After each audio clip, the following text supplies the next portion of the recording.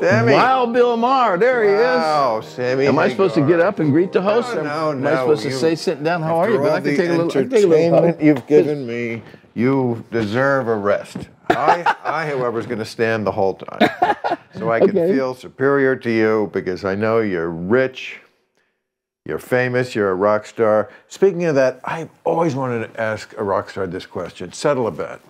You get a lot of pussy? Because my friend says no, and I say, no, I got more pussy on the planet than anybody on the planet when I was a rock star. But I'm married now. I mean, how do you adjust from that level of rock star pussy to, I'm sure your wife has a fantastic pussy. I married the best one. That's how you adjust. Really? Yes. I've never been able to make that adjustment, but. Bill, I'm bullshitting you. It's the opposite. It's freaking the opposite. Because you don't want the girl that gives the best blowjob. You don't want the girl that gives the best pussy. You want a girl that you feel like she doesn't do this very often. Okay. Well, I could quibble with a few things there, but before we There's no such thing as bad pussy. Let's just get that out of the way. Well, that certainly is not true. There's no such thing as bad pussy. It's all good. Well, that explains a lot about the rock star lifestyle. I've heard they like the blowjobs from the fat chicks, that like they'd give the best blowjob or something like that. I'm not going to get into all that right I'm not going to get into all that right now. I feel like Ike Turner right now. You remember Ike Turner? He did an interview with Rolling Stone years ago, and he said, if you want to catch Ike, you bait a trap with pussy. I'm going to make a drink with your, this is your... my second round of tequila. You know, Cabo Wabo was my first time in 19. What was it when I made Cabo You know what Wabo? I thought you should name tequila? Yellow Baby. You know? Because that's what you say. Explain yourself, will you? What? Explain yourself. You say it it's the first word you hear. Hello, baby. But it sounds like yellow. Hello, baby. But it sounds, yeah. Hey, you still got the pipes. Well, yeah. I thought that would be a great name because then you could make it yellow. I don't want to give the Van Halen. I'm full of good ideas. I don't want to give Alex Van Halen, the last living of the brothers, I don't want to give him any ideas. But why? A 5150 tequila is what's happening. You see, police code and Eddie Stripes on the bottle. Right. If we'd have stayed together, I would have gotten him to do that. Right. Because it was such a, I remember that album was like, the album of that, you know, the hot summer. 5150 time. Which we're entering now, right? Yep. You sound like you're like a summer guy, because I know Oh, come on. I love the beach. I love the sun. If it gets under 70 degrees, I go to Cabo. Right, aren't you like a mafia boss in Cabo or something? Don't you like, it's kind of like Buford Pusser. Remember that movie, Walking Tall? And it was about a rich guy who kind of owned the town, and he had to be taken out. I see that as you. Well, listen, that town's grown out of me. There's people down there that don't even know me. Good to have you here, Sam. Thank you, Wild Bill. What do you mean, don't know you? Well, the town's grown so much now, there's people who come down there who think George Clooney discovered Cabo. Why George Clooney? Because he made Casamigos. He bought a house down there about 10 years ago. Oh, that is good. That's very smooth. So wait, what are you saying, that you got into the tequila thing before him? 1988, I made Cabo Wabo. So you were the pioneer of, isn't that interesting? No, I mean, as far as I know, even Jimmy Buffett said, oh, no, I'm not copying you. I'm just making tequila just for my fans. And then he made Margaritaville. Then I said, that's what I'm doing too. Right. You know. This is a better drug. Which drug are you talking about? Well, I mean, what has he wasted away again on in Margaritaville? Oh, no, that's a margarita. Margarita's the best drink on the planet. It is? Yeah, tequila's the best spirit. Is that tequila in a margarita? Yep. Oh, okay. Oh, I should make you a margarita sometime. It's the greatest drink in the world. I drink very sparingly. I save it for when I'm getting wasted with someone I really like. Are you going to smoke your reefer? I watched you and Tarantino. You guys were fucked up. Yes. And it was awesome. Exactly. It entertained the hell out of me. You're in Club Random, Sam. This ain't the regular world. This ain't the regular podcast world. You notice there is a bit of a difference with what you see on other podcasts. Come on, this is... You remember the song from Donovan, Mellow Yellow. They used to smoke banana peels in the 60s. Is that right? The hippies did it. I thought that was a joke. No. Smoking a banana peel. Some people, they did it. They thought they were getting high. I know certainly guys. remember it, but I was like 12 years old, not close to when I even started smoking cloves. And I thought it was they were kidding. There was do you remember a band called Ultimate Spinach? Yeah. I think I still have LPs of theirs. I couldn't sing you one of their songs, but I remember no Ultimate one could. Spinach. They were not good. But that was like a theme of that 60s, bananas, Electrical Banana. That was a Donovan song. Electrical Banana. Oh, gonna be the very next craze. Well, Donovan was fantastic. He was. Honestly, I like Donovan better than Dylan in the beginning. It just that Dylan went on to stay great, and Donovan kind of just faded out. I don't know what he did. I like a lot of people better than Dylan, although there are... Now, easy now. Easy, bro. Okay. One of the greatest lyricists ever in the history of history. Okay, but I don't... a lyricist, exactly. It's music. I mean, look, to his credit, he proved that you don't have to sing to be a singer. I mean,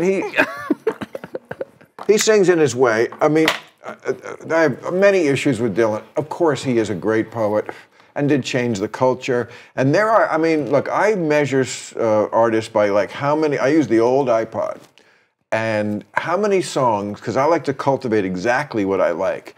You know, if any artist has 20 songs in my iPod, it means that's a lot. That is a lot. And you do. Lots of people do. Lots of people don't. Dylan has 20, 25, so I'll give him that.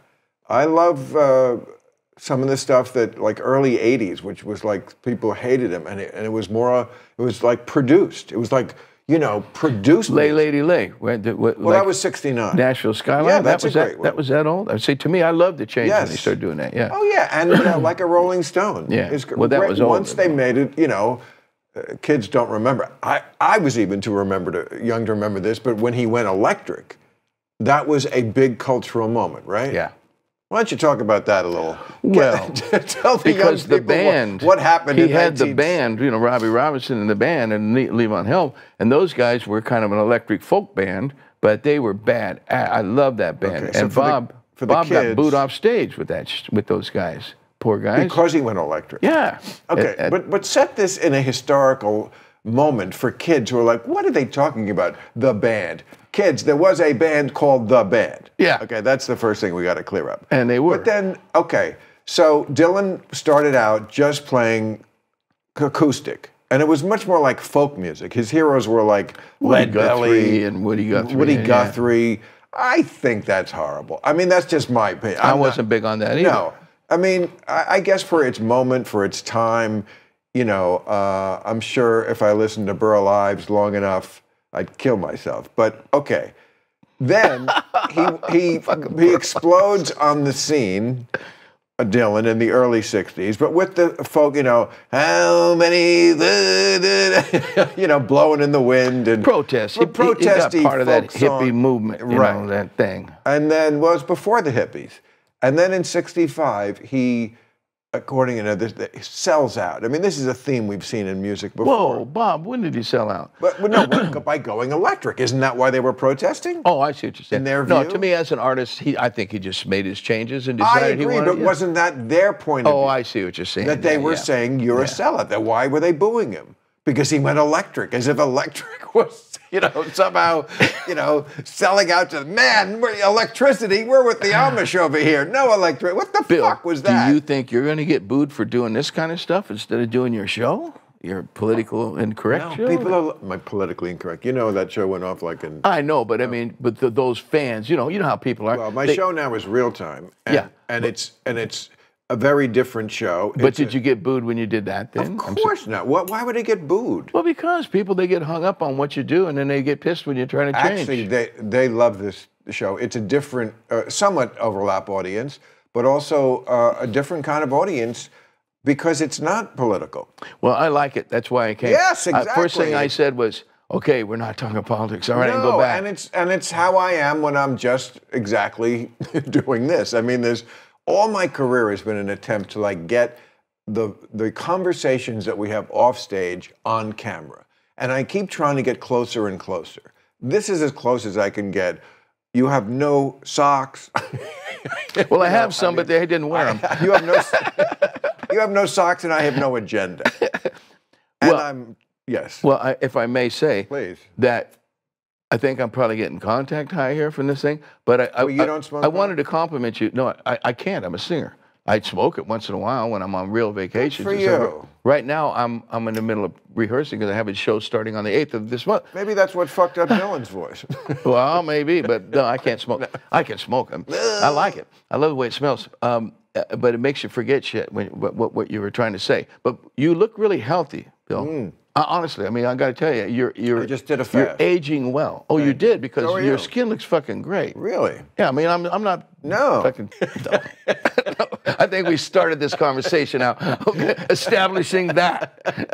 What's happening with William Shatner? Why am I always having gay experiences in these chairs? Oh, do I love William Shatner? Yes, he sat there. I don't know him, but I just love him. He's such a character. Well, I we're mean, going to have a party for all previous Club Random guests, and you will meet him. Oh, 'cause we're all please, yes. please. And you can meet some of the TikTok kids we have on. That's one reason we call it Club Random. Not only is the furniture and the appointments random. It's badass. No, it's a cool It is. place, It's a great man. little Yeah. club. Got a vibe. Somebody man. called it a man. It's not a man cave. Man Nah, caves are it's just- for married guys with fish on the wall. This is a nightclub, and the people who might sit there are rather random. But you know, I can't deny when I sit down with someone closer to my own age, there's just a simpatico because we live the same life. We saw the same things for 40 years that these kids didn't see. They're wonderful kids, but they can't possibly, you know, have the understanding that we would have like almost immediately, right? Because No, we I've got probably had a kids, I can similar. tell you. What was your childhood? Was it Leave It to Beaver like mine? Oh hell yeah! I loved comedy when I was. I was Laurel and Hardy, Abbott and Costello, because it was so funny. It was Right. like, you know. Well, nowadays you can't even say you like something Exactly. like that. But yeah, because I did. It was. And millions of people It did. was fucking amazing. Of It was. course. I mean, yeah. I've made this point many Yeah, times with but people we who don't. want to get in their woke time machine and go back to when everybody. My argument to them is then just arrest everybody because everybody was in on it. Everybody was in on it. It's just where civilization was. Leave the past dummies. alone. I just and say- more to the point, if you lived back then, you'd have been the same asshole. Yeah. You're not Exactly. superior. You came later. You're the same asshole we all are. It's a continuum called humanity. You're more enlightened nowadays. We're all more enlightened nowadays. We get enlightened as we go Yes. on. But when you were talking about how your whole life you just wanted to do something that's you know, the real you and how you really are. Yes. That's exactly what I did with my career when I left Van Halen. I said, I am going to dress the way I dress. I'm going to say what I say. I'm going to write songs I want to write. I'm going to be me on stage and off stage. In Van Halen, we would have a show. You know, we were pretty loose and jammy, but not completely. You know, we get dressed up to go on stage. You did. Yeah, I don't believe in that shit anymore. No. You just roll the get up, go. I got a gig. Right. Okay, I go right now. I'm ready to go. Right. You know, ready to go. So what? You dressed like the Temptations? I don't remember this. Well- where you had uniforms. Well, and, we got road cases. You Really? know, and full of clothes and shit. so I see. So you had like a stylist who put Yeah, you in a rock sometimes. star. You know what? You know who still does that? I think the Rolling Stones. Yeah, they do. They do. You Mick can Jagger. tell. Yeah, they No. always have a. And I love the Rolling Stones, but Right. I don't roll that way anymore. And it so feels so comfortable. Like what you're doing, this feels so much Right. more comfortable. Oh yes, it is. Right? Club Random is supported by SignalWire. If you've been on a video conference recently, you know how it goes. Laggy, choppy video and audio. It sucks, but still not as bad as having to put on pants for an in-person meeting. But this experience doesn't have to be so bad. This experience can be amazing. That's where SignalWire kicks ass and takes names. SignalWire's tech arsenal allows developers to create better real-time video apps and fast. From the little things, like actually being able to hear subtle audio cues, to the big things, like being able to support broadcast quality audio and video for thousands of participants. SignalWire empowers developers to create more natural, real-time interactive experiences, better remote work, remote learning, telehealth, interactive experiences for live sports or concerts. And with SignalWire, you can build whatever you can imagine because it provides developer tools to help you get your app up and running with a few clicks and a snippet of code instead of months of complex development work. It's been the choice of TV and film studios for remote looping and audio recording. Visit signalwire.com/random to sign up for a free account and receive an additional 5,000 video minutes for testing your app or integration. Go to signalwire.com/random. Cancel crappy video and be light years ahead of the competition with SignalWire. Go to signalwire.com/random. Did you know streaming services hide thousands of shows and movies from you based on your location? The one thing the algorithm does get right is that nobody anywhere wants to watch a movie where Frances McDormand shits in a bucket. But if you want all the choices from your favorite streamer, you can solve it by using ExpressVPN. ExpressVPN lets you control which country you want your favorite streamer to think you're in. Kind of like a married guy on a business trip. ExpressVPN has over 90 countries to choose from, so every time you run out of stuff to watch, you just switch to another country to unlock new shows. And here's the best part. You can use ExpressVPN to unlock shows on other streaming services too. For example, you can use it to watch BBC iPlayer. That's right, you no longer have to be in England to be bored to tears. ExpressVPN is also super fast and works on your phone, laptop, even smart TVs, so you can watch your shows on the big screen with zero buffering. So stop paying full price for streaming services, only getting access to a fraction of their content. Get your money's worth at expressvpn.com/random. Don't forget to use my link so you can get 3 extra months of ExpressVPN free. That's expressvpn.com/random. expressvpn.com/random. What are you drinking now? Well, this is comfortable. This is comfortable. These What are is that, a easier 40? than drinking straight tequila. The sun hasn't gone down yet, Bill. Right. You know what I mean? Oh, I see. So this is just a cocktail. It's a tangerine dream. It tastes like a creamsicle, and it's tangerine and cream basically in a light alcohol-based 5.5 rum base. So it's like a beer. Where did you grow up? Fontana, California. Oh, Fontana. Where's that? About 60 miles from here. Kaiser Steel Mill, San Bernardino, Riverside, Inland Empire. Do you remember Wayne Fontana?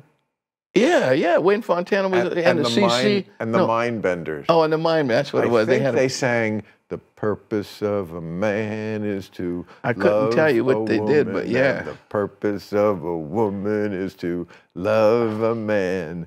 I'm older than you. How can you remember that shit? I was like that must have been. That was like mid-60s. Yeah. But so you grew up in Fontana, and what was that? Just a regular, generic steel town. My dad worked at the steel steel town mill in California. Yeah, Kaiser Steel. They shut it down about 50 years ago. Or more. So you had the 2.5 children, mom stay-at-home experience. Dad worked at the steel mill. And stopped off at the tavern. Unfortunately, stopped at the tavern every night. And really? Unfortunately, yeah. When I was about 5 years old, they finally split up for good. My dad, when he got drunk, he got violent. He would beat up cops. He would be driving home cops. Yeah. My dad was an ex-fighter, so he was a tough guy. And so I looked up to my dad like, well, my dad could beat up your dad. It was that kind of thing when I was a kid. Right. And he could. But he would get pulled over by the cops, and he'd just get out of the car and knock the guy out with one punch and get back in the car and drive home. And there were no repercussions? In a small town. Yeah, like 2 hours later, he's sitting on the couch smoking a cigarette, drinking a beer, and knock, knock, knock. 5 policemen are out there. Come on, Robert, come on out. Now, come on, you got to take you to jail. They knew him. He was a small town, and I'd be sitting there. My dad would get up and duke it out with 5 cops. Now they would put him in jail for like 20 years. I know. He went to road camp. And what was it? Just like Otis? They put him in the cell, and Andy took the key, and they let himself out later. I don't really know what happened. Be honest with you. But he wasn't in jail your whole childhood, was he? No, quite a bit. Oh, he was. He was literally in jail. Yeah. My mom she finally, like I said, she finally left. Did kids tease you about that? Like your daddy's a jailbird?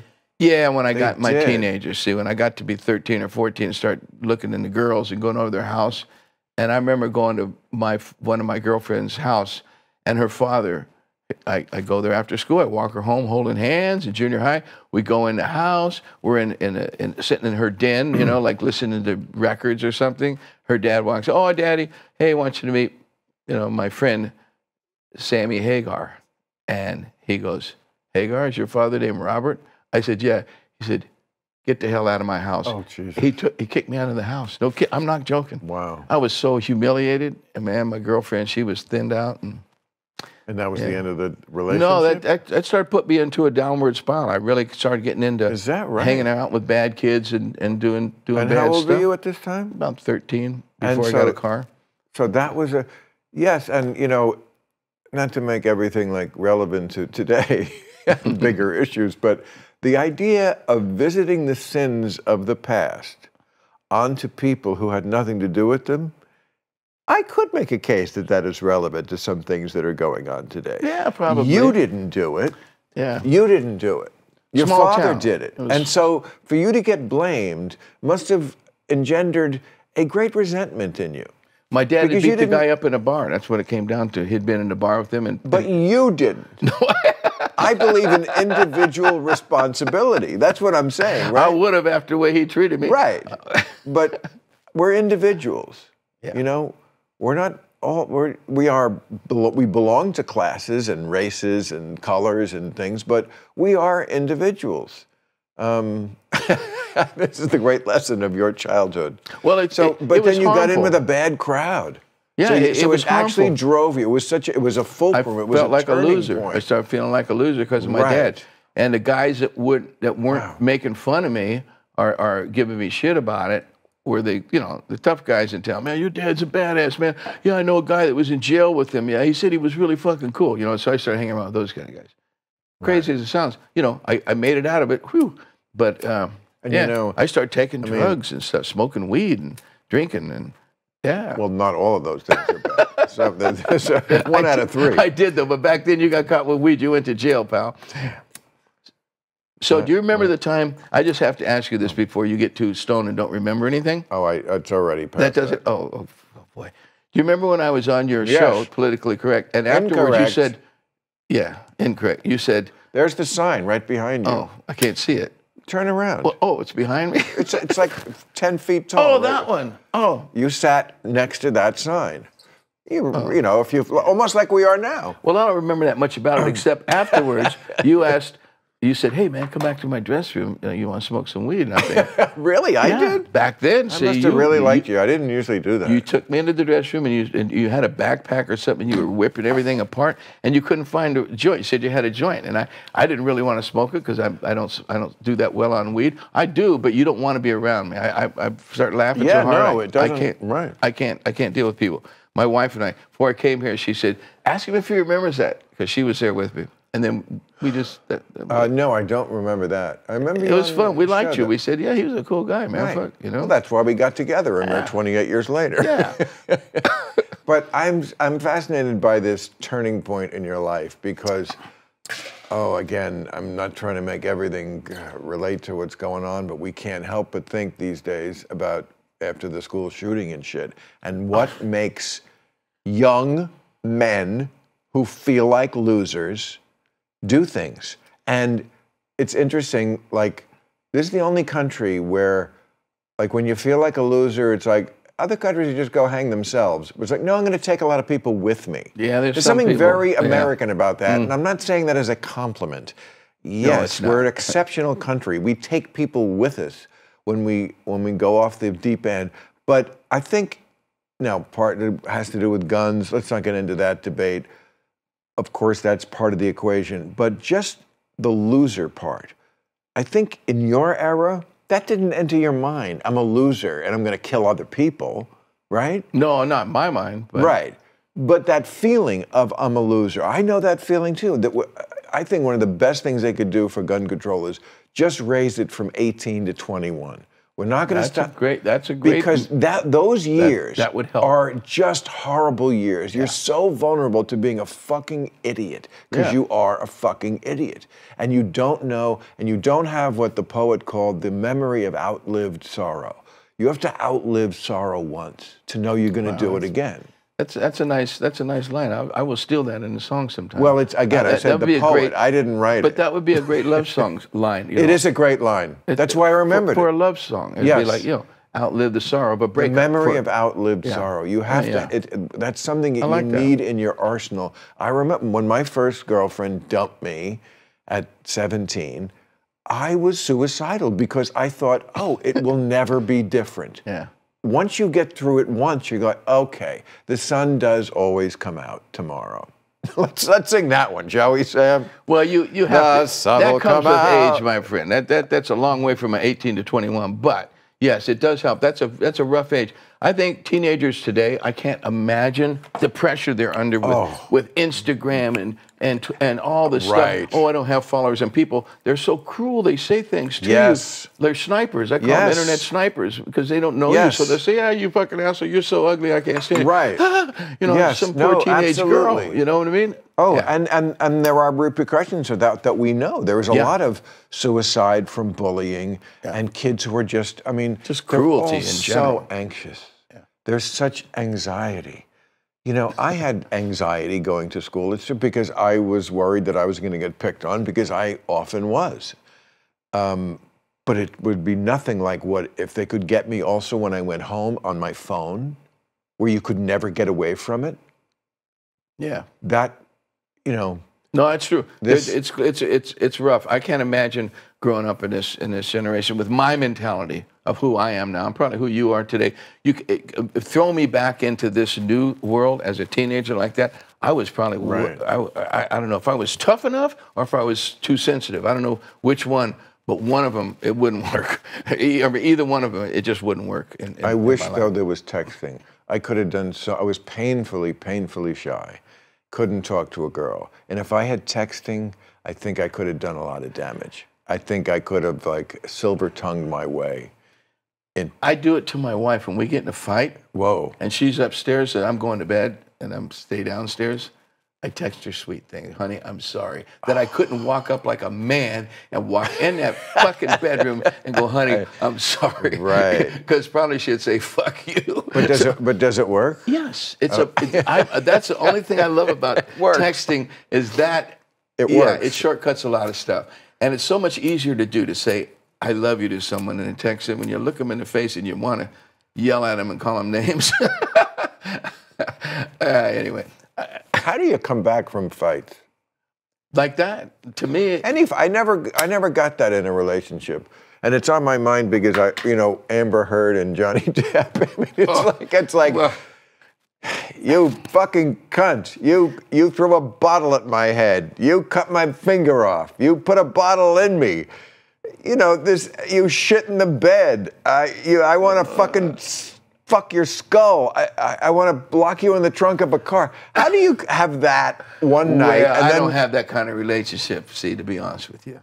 I have a really wonderful So you never get too angry? Oh, we get in fights. And my wife... Not where you say things like that. No, hell no. You don't say, I want to lock you in the trunk. And, no, I just say, you know what? I'd say things like, I'm sick of this shit, and go in the other room or something, Meaning sick of the fight, not the marriage itself. Well, and sick of you, and you're complaining or you're demanding or, whatever it is that causes the fights. That's a funny thing. I don't even know. What causes fucking fights in a long-term relationship? Like I've been married 26 years, but we've been together 30 As long as you years. know the date of the marriage. You don't have to know how many. November 27th. That's the one you have to remember. Yeah. Yes. So maybe it's October 22nd, but anyway, 22nd. No, it's November. But the thing is that once we get in these big fights, and if it goes like I go cold, I don't talk. I don't want to talk to you. For days? Yeah, sometimes. That's the bad ones. But then you forget what the fuck you were fighting about, and that's the craziest thing. You sit there and go, "No, what the hell started this?" And really? Then and if you try to discuss it, she'll say, "Oh, well, you said," and you go, "Wait a minute, I didn't say it." And the fight goes on again. So it's like I believe you rise above. I'm a big elevation guy. I say, don't waller in the mud. Don't get the therapist in there. Start stirring the shit up more and say, well, just say, I forgive you. Move on, and it's my favorite thing in the world. In any situation, not bury your head in the sand. No. So, what percentage of days of the year, of the 365, would you say are you in fight mode with the wife? Oh, probably 15 or 20. 15 or 20. Yeah, we're doing good, I think. Right. So for 2 to 3 weeks of each year, I mean, to put it that way, like you would say if somebody gave you a contract and said, look, there's going to be something that for 48 weeks out of the year, you're going to be very happy and you're going to be very glad. But here's the other part of it. There's always a few deuces in every deck. there's 3 weeks of the year which are just going to be miserable because, of course, I know what it feels like when you're in a relationship and you're fighting with someone. You just can't feel good about anything. Until that gets fixed, you can't find joy. No, you get in fights, you get arguments with your partners and your other friends. Right, but it's like you can't enjoy the ball game. You can't. It's always sort of they're gnawing at you, which sucks out loud. But 3 weeks out of 52, you know, yeah. If you're just listening, Sammy did the, what is that, the surfer? No, this I Love You. I Love You more. Oh, no, but what's this? That's Shaka. Oh, yeah, like Surf's Up or Hangin' 10. Yeah, Hang 10 is Shaka. That's a Hawaiian thing. I love that You thing. started in the Beach Boys when? I'm sorry, the Beach Boys. I love the fucking Beach Boys. Oh, of course. Come on, the Beach Boys. They invented lifestyle. Jimmy Buffett and I wouldn't be shit without the Beach Boys. Is that right? Kenny Chesney, any of those guys. Kenny Chesney? Oh, Kenny Chesney's got a big lifestyle thing going, man. He Big sells a big lifestyle thing. He sells out stadiums, man. Lifestyle. Yeah. Yeah, but I'm saying it's a lifestyle. It's like I Jimmy thought you Buffett. meant the Beach Boys music. No, it's a lifestyle. You don't like the music itself? Oh, I love it. Oh, yeah. Yeah. Okay. But I mean, Jimmy Buffett, became a lifestyle guy. It's all about this beach and boats, about sailing, boats and the Caribbean and all that, right? But you were never a guy I'm a Mexico guy. I brought it from Cabo. Right. But the Beach Boys started the lifestyle. Sure. Oh, I see what you're saying. See, yes, they did. Right. They were surfing this, right. talking about it, about beach, going to Hawaii, going to, everything, But when I think of the Beach Boys, I think of those amazing harmonies. They were And fantastic. you were a guy, I feel like, who always had to live without the, certainly in Van Halen, you didn't have the luxury of people harmonizing behind you. It was kind of all you, vocally. No, Michael Anthony. Oh, Michael Anthony, my partner in crime. He's in my band with The Circle, my new band.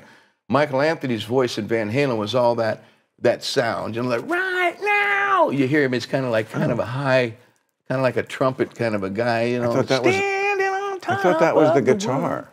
Well, that was stuff was going on in here, but Mikey was always above me. But do you have good relationships now? Above me. Mikey with all those guys? Best friends. Alex and I don't talk, and Eddie's passed. What about before he passed? We connected right the last 4 or 5 months. We were talking about getting together. Oh yeah, but we butted heads hard. Oh, I know. On it. But that's exactly what McCartney always says about Lennon. Yeah. When they always ask him about that, and of course it always comes up, and he says, "Well, the thing I feel good about is that before he went, our last few conversations were about families, baking bread, kids. So."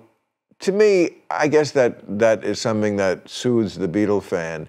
To me, it's kind of sad because it's saying, well, we who shared so much and so deeply, now the only way we can get along is to sort of just talk about trivial bullshit things that you could talk with some stranger on the subway about, baking bread.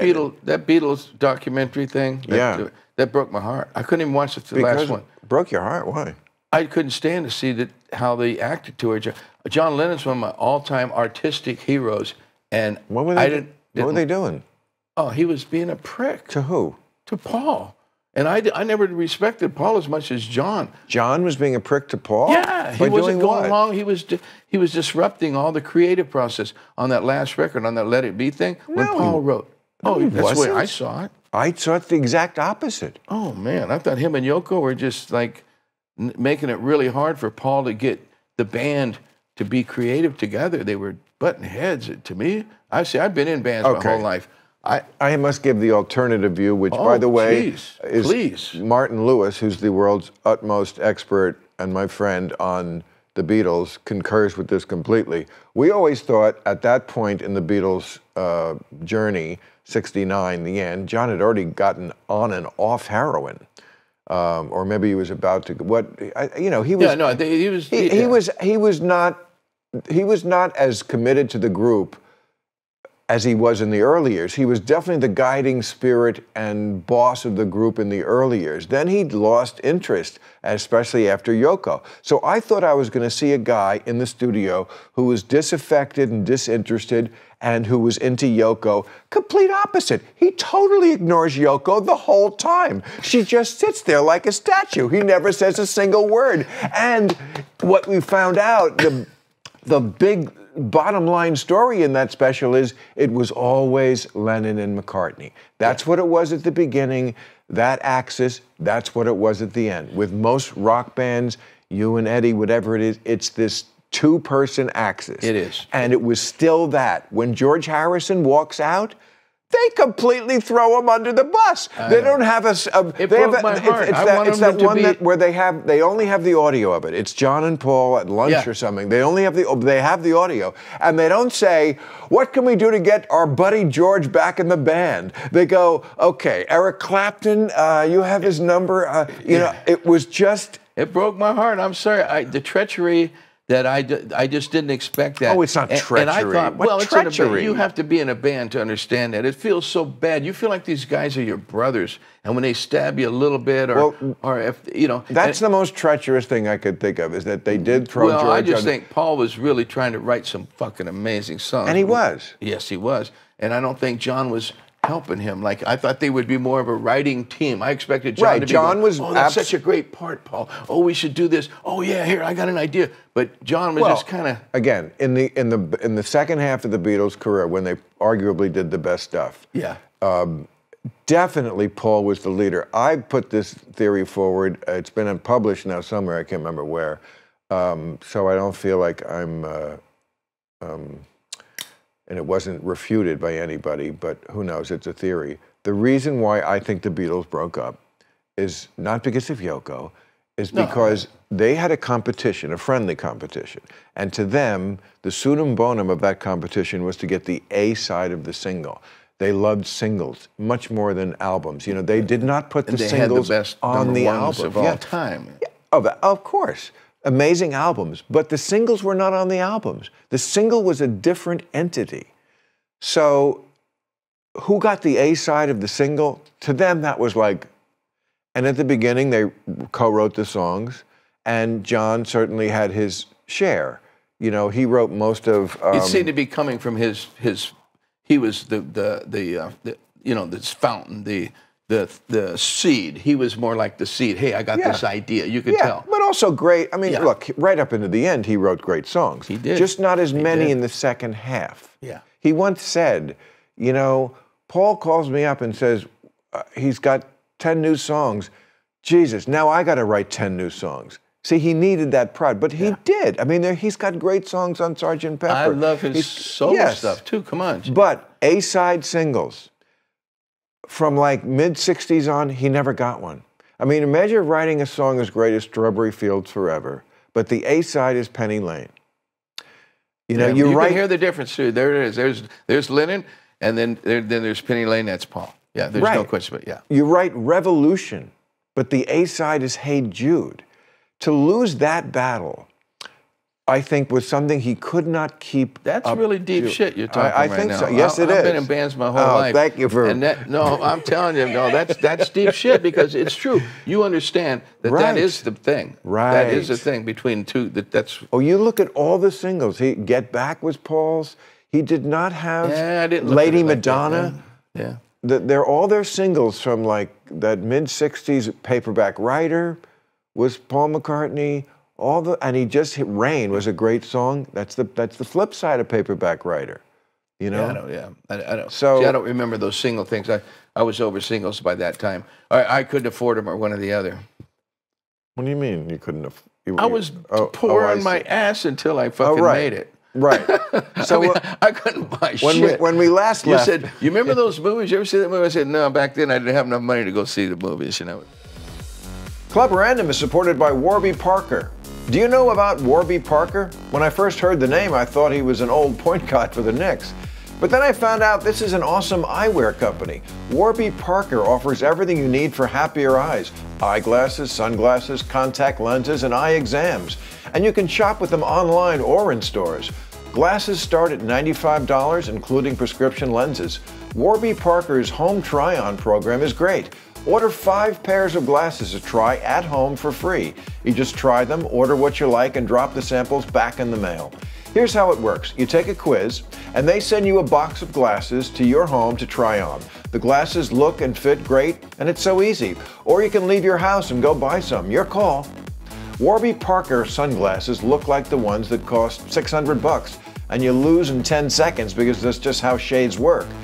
Try 5 pairs of glasses at home for free at warbyparker.com/random. That's warbyparker.com/random.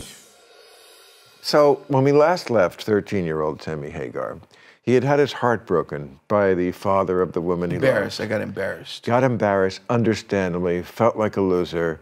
Long shot of you walking by the railroad track. Well, believe it or not, that was the route home to my house.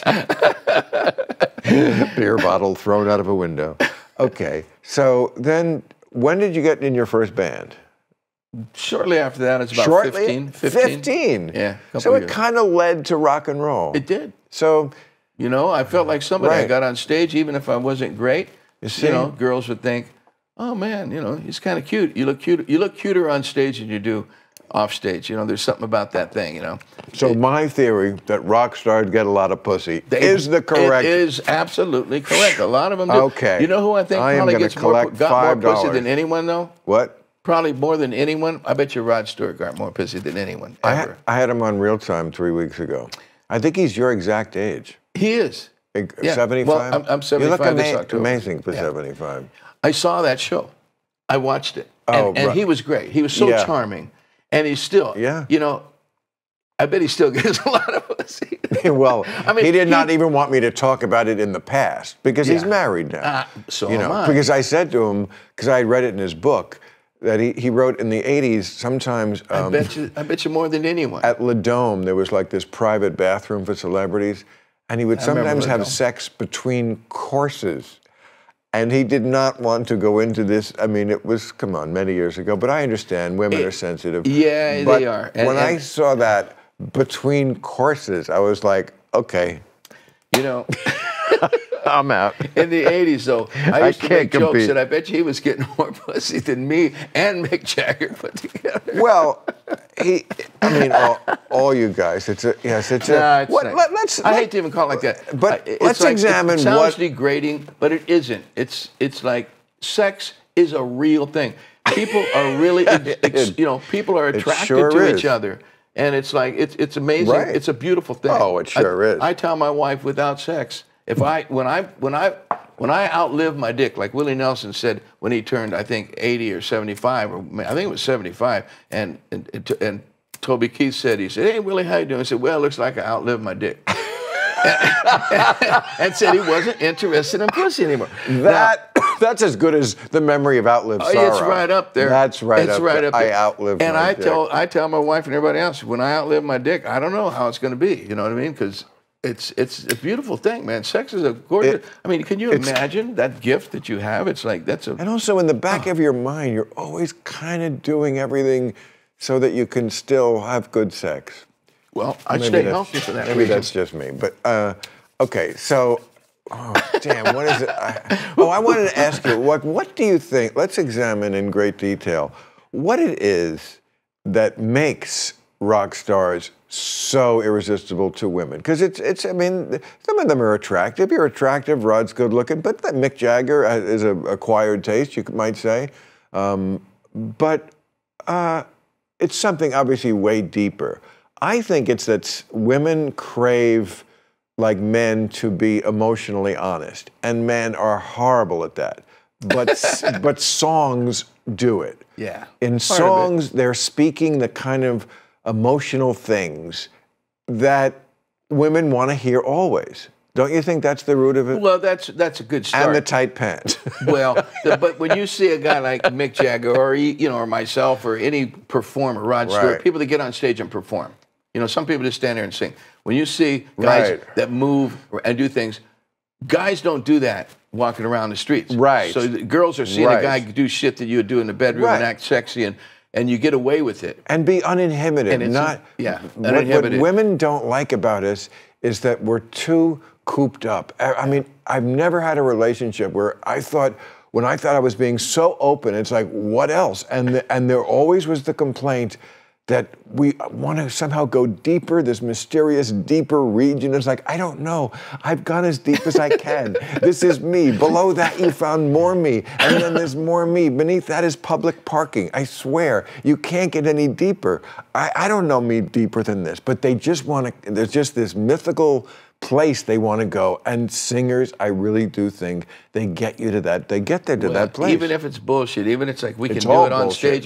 Whoa, hold on. You calling me a liar? I'm saying the lyrics coming from a guy who's going to have 3 groupies and he's singing, "You're the only one." They're singing bullshit lyrics. There can be that too. But I also think that male and female, we're attracted to bad boys. Like girls are attracted to bad boys a little bit. You know what I mean? So they think maybe it might be a little more exciting. And I'm attracted sometimes to bad girls. You know, you see a girl and think, oh, she's kind of nasty. She might be really fun. You know what I mean? So, I mean, it's just, it's natural sexual instincts and animal instincts, you know. But we got to get off this subject, Bill. Why?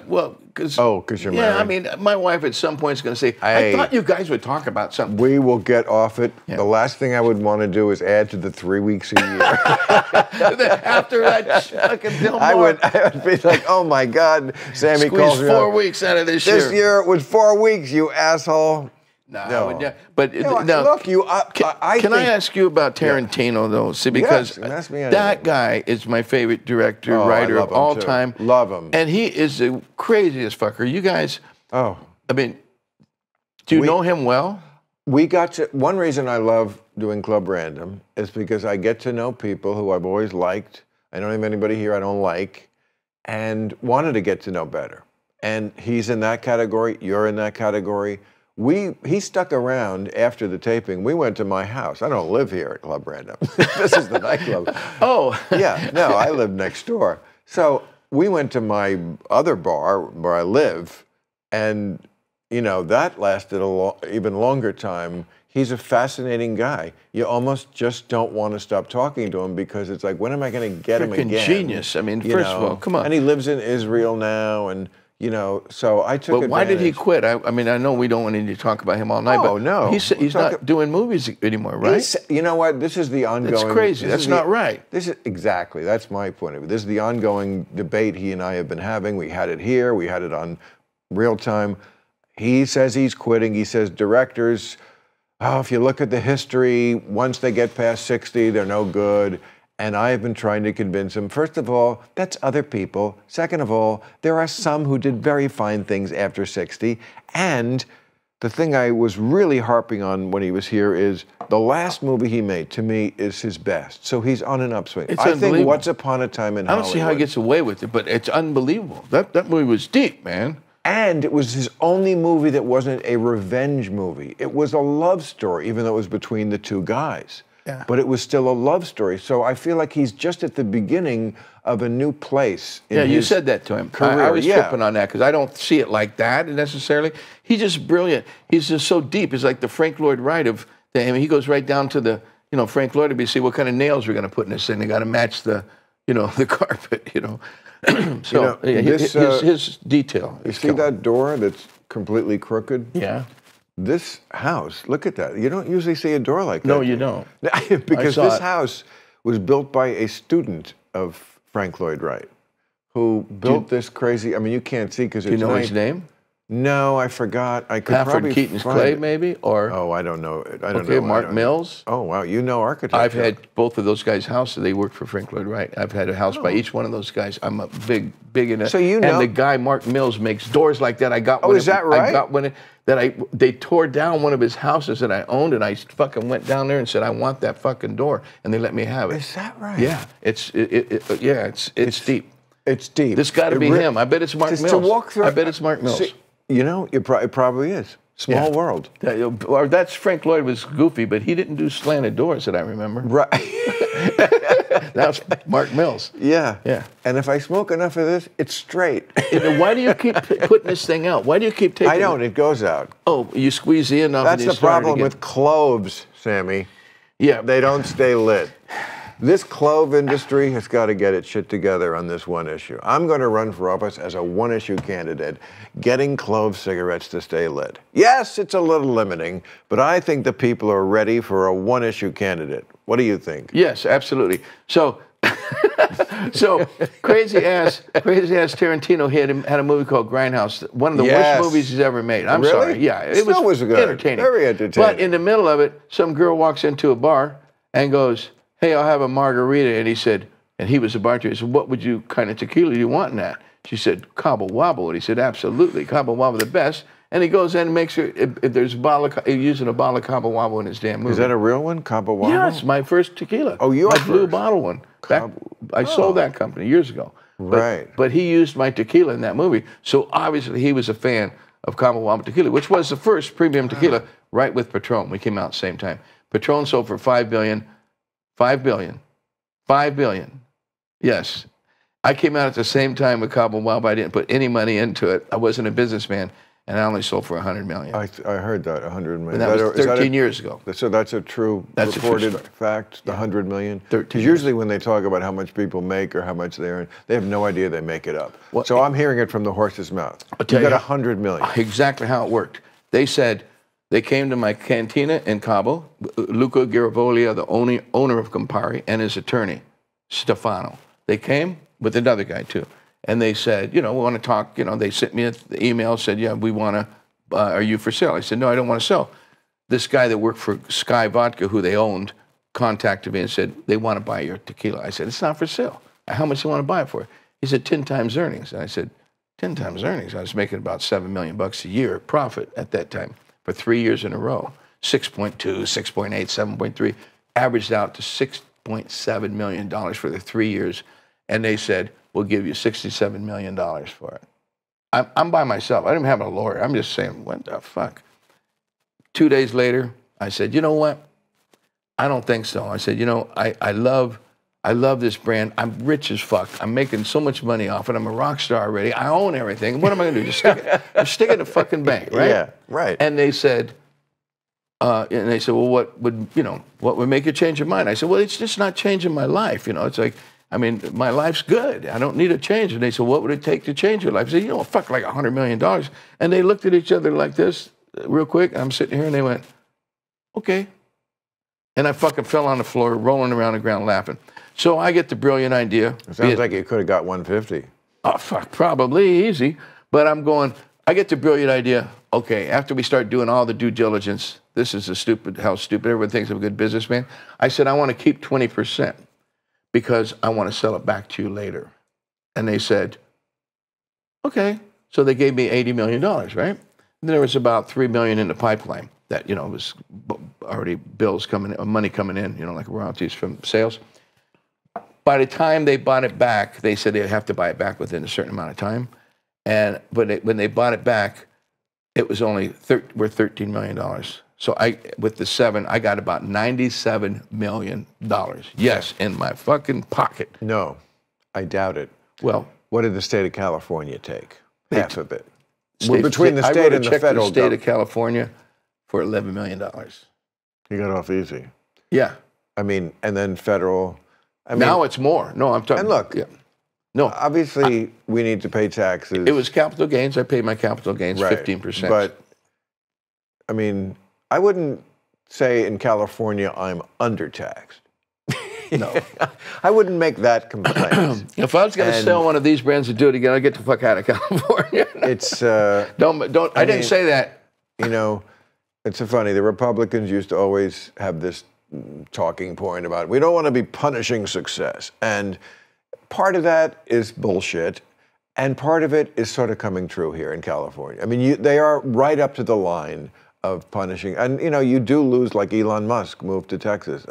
No, it's happening. There are people moving to Florida right now. Here's the whole thing, Bill, and I think you would agree.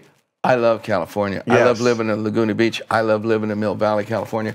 I love the coastline, the Big Sur area. I love California. There's no place like it. If you want to live here, you're going to fucking have to pay. Now, at my age, maybe I'm going to live to be 100, which I think I am. So I got 25 more years. I couldn't spend my money. I give more away than the government takes anyway. which is tax deductible because I have a foundation. So I think I'm happy. I already made this. I argue with my rich friends that are moving. I say, what the fuck? You guys really want to live in Texas? You know, I love Texas.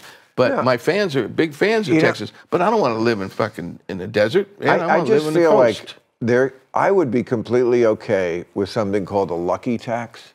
Because we're how's that work? Oh yeah. Well, what it works is I've always believed that what makes you rich is a fluke of the time you live in. A baseball player who can throw a ball 100 miles an hour can get a $100 million contract. Now, if you could throw a rock that fast 200 years ago, it would be worth absolutely nothing. You know, and you can sing great, which really has no intrinsic value. Same with me, a clown, a funny clown. Okay, but for whatever reason, these things are prized, and so I would submit to, okay, the lucky tax.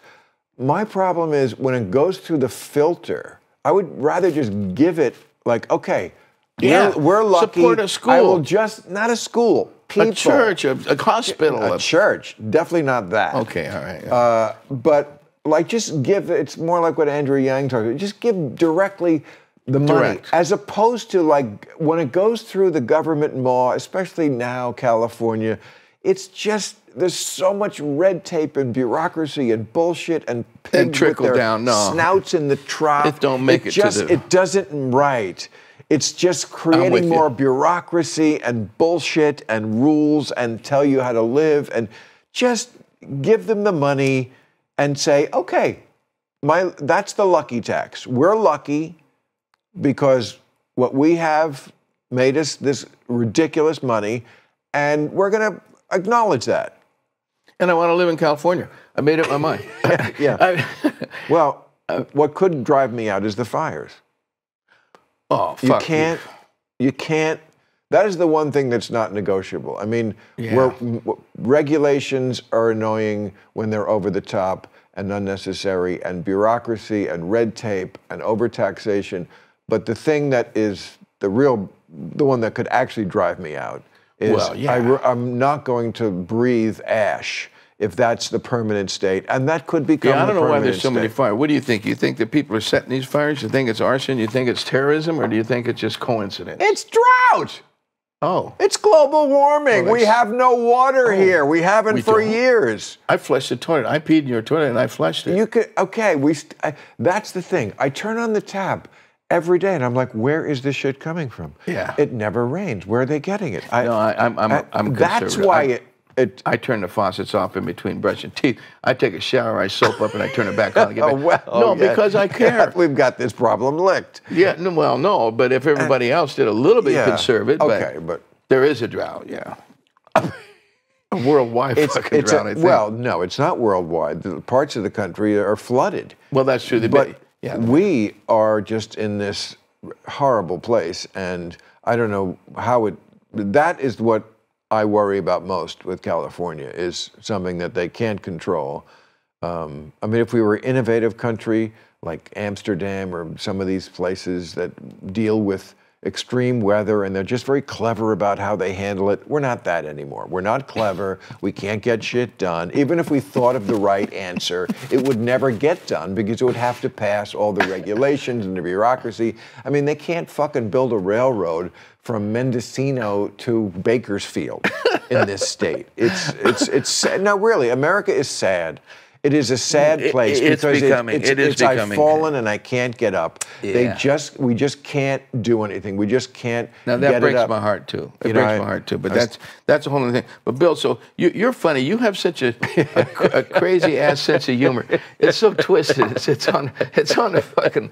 It's like. Thank you, bro. But so have you think about all this shit, or you just randomly blow this shit out? What does this look like? I thought about anything. The only thing I have to think about right now is I have to go back to work. Oh no, we have another. Okay, then I go back to work because I told them when I was doing this, I said, you have another guest coming after me. I do, and you're going to smoke another joint, or are you just going to go straight up? Yeah, probably one with Jimmy.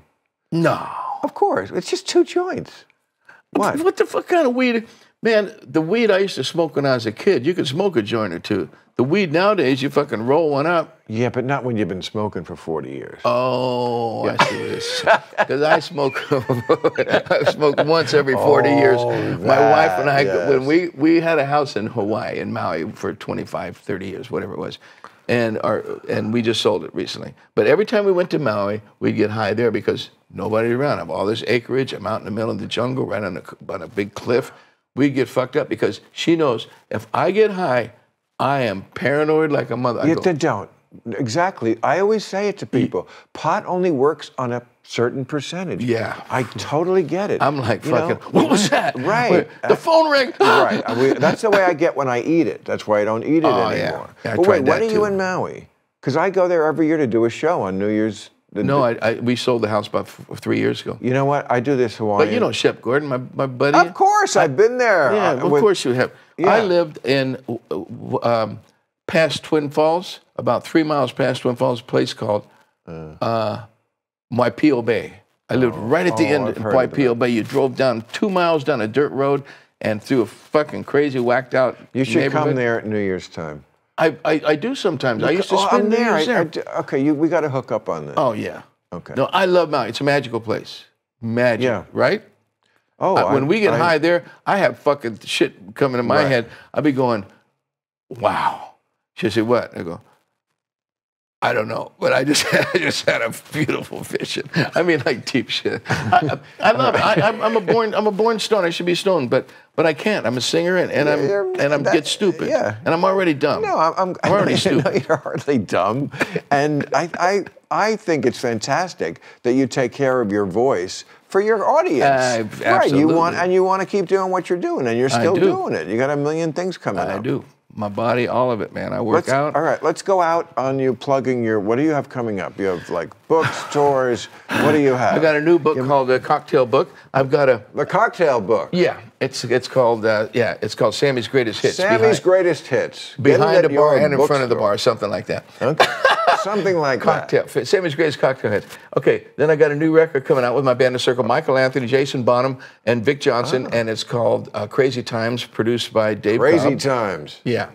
And then we got, then I got my new canned cocktails. Oh, Jesus. Yeah. Sammy's Beach Bar cocktails with rum and Santo tequila and Santo. And I eat it. Oh, and I'm going on tour this summer. George Thorogood is opening. And he's got a tour. Yes, because with George Thorogood, who's a party animal, you know, he one bourbon, one scotch, one beer. I drink alone. You know, it's going to be a fun tour. All right. Hello. So get the tour. Are you listening? Yeah. Write this down. There's a tour. There's a book. There's an album. There's some perfume jellies. No. Wait, and I'm going to be on the Bill Maher show. All right. The Bill Maher. William. You haven't gotten one of my names in my shows. I'm not good at that. This is Club Random. Oh, Club Random. That was politically incorrect. Oh, yeah. And the one I do now is... I know you are, and I am too. My real job is on Real Time.